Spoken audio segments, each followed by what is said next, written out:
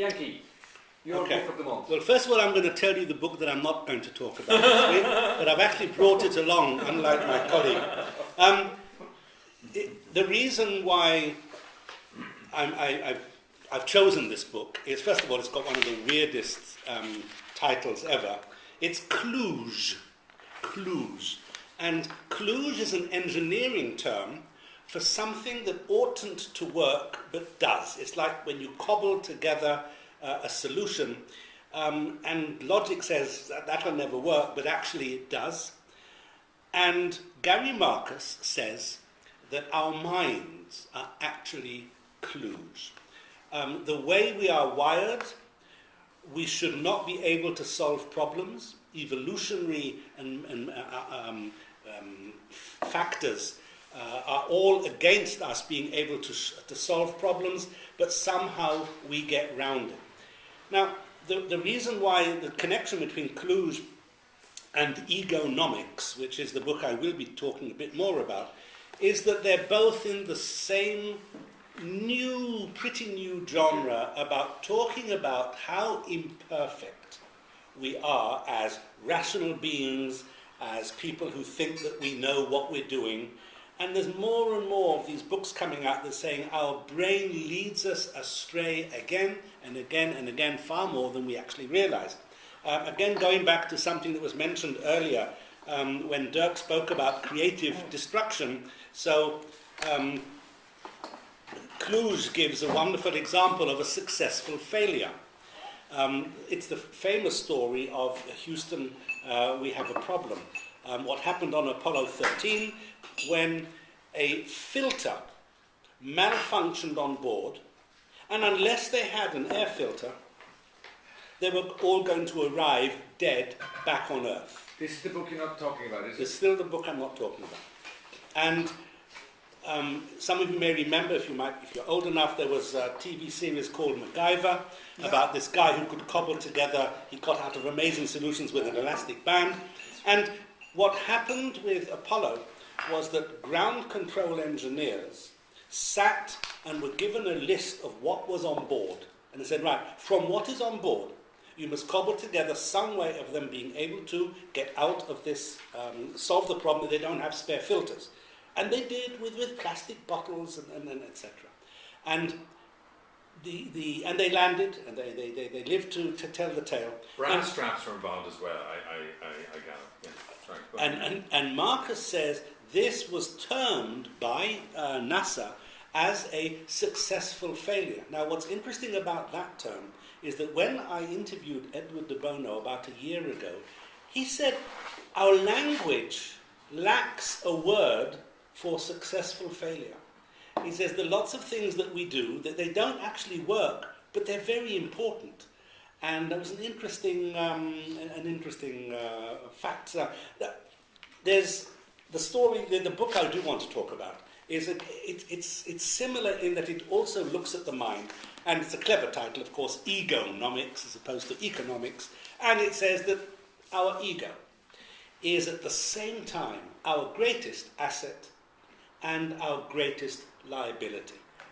And in terms of relevance for anyone in business, SME or anybody else, is that we have to be smart enough to acknowledge when we are being overtaken by ego, and ego definitely gets in the way of a lot of decision making.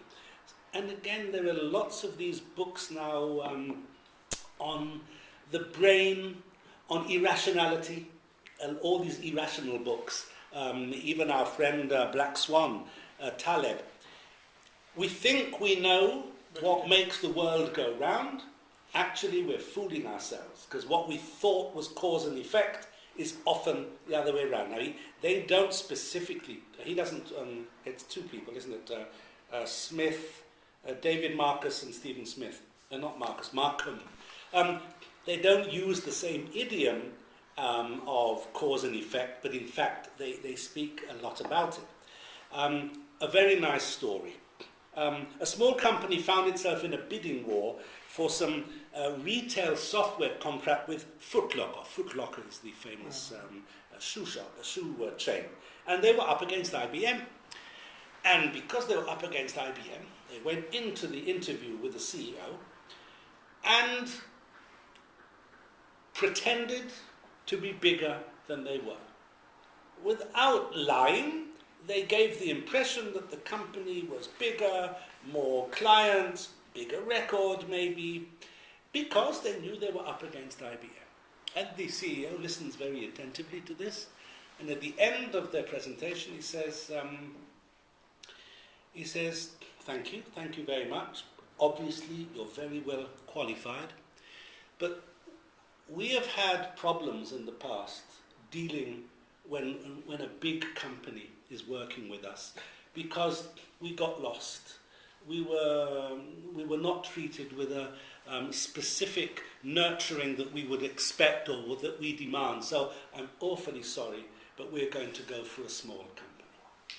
And it's a wonderful example, of course, of how ego can totally screw up what we're trying to achieve. The very thing that they thought they were achieving was held against them. Very nice story. Another nice story from the same book. They jump around because they look at so many different facets of ego. Decision making, listening. Very good chapter on what awful listeners we are. And they've got 5 degrees of listening. 5 levels. I don't listen to you or your idea because you're the enemy. I don't listen because I'm indifferent to what you have to say. I do listen, but only in order to counter what you say and then make my point.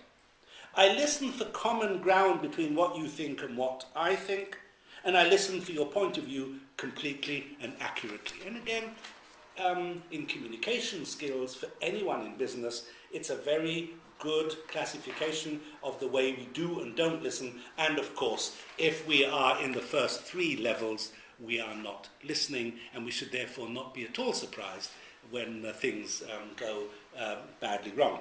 A very interesting story on another tack altogether. One of the authors, his air conditioner went on the blink. He called in a repairman. Repairman turns up with his clipboard. He's got 20 boxes he has to tick. He ticks all the boxes. Nothing wrong. So he adds Freon to the air conditioner. And he explains, he says, I found nothing wrong. The air conditioner doesn't need Freon. But, hey, maybe it's that. Because if it isn't, then you're going to have to get a new air conditioner. And off he went. And, of course, next day, air conditioner isn't working. So, Steve Smith phones up the company again, and he says, I want a different repairman this time. They said, why? This was our best man. No, I want somebody else. So another guy turns up, does exactly the same, goes through the 20 things, bop, bop, bop, bop, bop. Nothing wrong with it. And then instead of turning around and giving some sort of spiel that he could have done about, listen, you need a new one, blah, blah, blah, he stood in front of the air conditioner for 15 minutes looking at it. Just looking at this non-functioning air conditioner. And then he said, I think I know what this is about. And he goes to the wall, which encases the furnace part of the air conditioner, makes a hole in the wall, puts his hand in, and says, yes, I thought that might be the problem. It's not the air conditioner, but when it was installed, the people installing it forgot to cover the filter. And so everything is working, but it's not working. And it was working. Egonomics says the difference between the 2 repairmen, and this is where the business analogy comes in, is that the first guy, best practice, absolutely, perfect, he did everything right. But he had what they call state curiosity. State curiosity is a curiosity that only gets sparked when something happens, when something needs curiosity, curiousness. Okay. The second repairman had what's called trait curiosity. He's always on fire. Every minute he's looking around. Why is that there? What is that? What's the function of that? Why doesn't that? He says, you want something done?